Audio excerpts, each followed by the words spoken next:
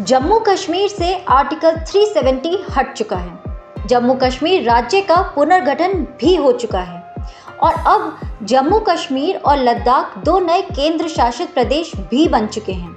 लेकिन अब सरकार चाहती है कि लद्दाख में संविधान के आर्टिकल 371 को लागू किया जाए।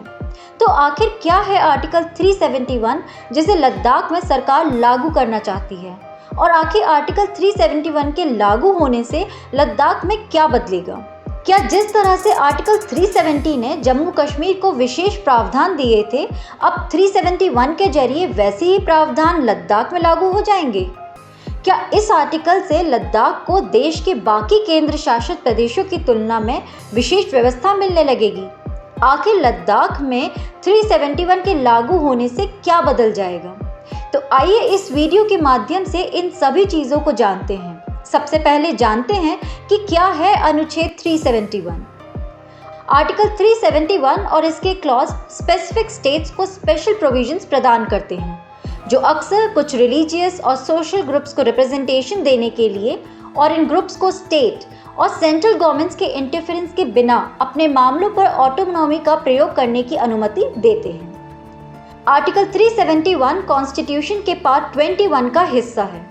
इस आर्टिकल के जरिए महाराष्ट्र, आंध्र प्रदेश, गुजरात, तेलंगाना, सिक्किम, मिजोरम, अरुणाचल प्रदेश, असम, नागालैंड, गोवा, मणिपुर और कर्नाटक कुल 12 स्टेट्स को स्पेशल स्टेट का दर्जा दिया गया है। आर्टिकल 371 में महाराष्ट्र और गुजरात को लेकर स्पेशल प्रोविजंस बनाए गए हैं। इन स्पेशल प्रोविजन से मतलब ये है कि चाहे नागालैंड हो या मणिपुर या फिर सिक्किम और अरुणाचल प्रदेश, इन राज्यों में रहने वाले लोगों के लिए सोशल, रिलीजियस और ट्रेडिशनल सब्जेक्ट्स को लेकर संसद जो कानून बनाती है और जो पूरे देश में लागू होता है, वो इन राज्यों के निवासियों पर लागू नहीं होते हैं। संसद के बनाए कानून इन राज्यों में तब तक लागू नहीं होंगे जब तक इन कानूनों को राज्यों की असेंबलीज की मंजूरी न मिल जाए।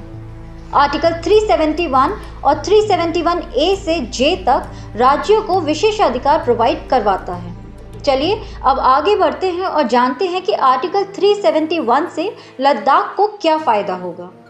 अगर आर्टिकल 371 लद्दाख में लागू होता है तो इसके लागू होने से लद्दाख को भी विशेष अधिकार मिल जाएगा और तब केंद्र सरकार लद्दाख के विकास के लिए अलग से फंड जारी कर सकेगी। लद्दाख अपने लोगों को नौकरियों में संविधान में दिए गए रिजर्वेशन की सीमा से बाहर जाकर भी रिजर्वेशन दे सकेगा। इसके अलावा नॉर्थ ईस्टर्न स्टेट्स की तरह ही लद्दाख के नेटिव्स को भी अपनी लैंग्वेज, कल्चर और अपने ट्रेडिशनल बिलीव्स को रिजर्व करने का भी अधिकार मिल जाएगा। चलिए अब समय है नज़र डालने का कि इस आर्टिकल को लागू करने में मुश्किल क्या है। लद्दाख में आर्टिकल 371 को लागू करना जितना आसान दिख रहा है उतना है नहीं।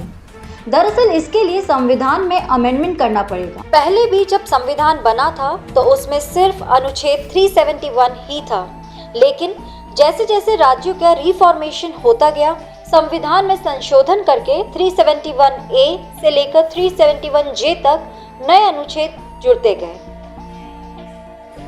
ऐसे में अब लद्दाख के लिए भी नया प्रोविजन जोड़ना होगा।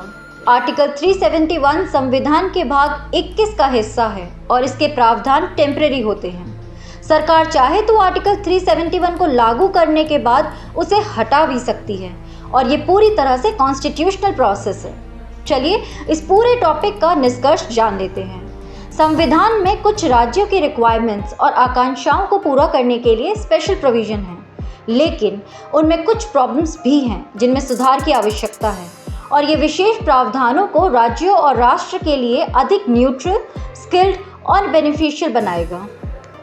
तो ये थी important information regarding this topic. अब समय है एक मेंस के क्वेश्चन का।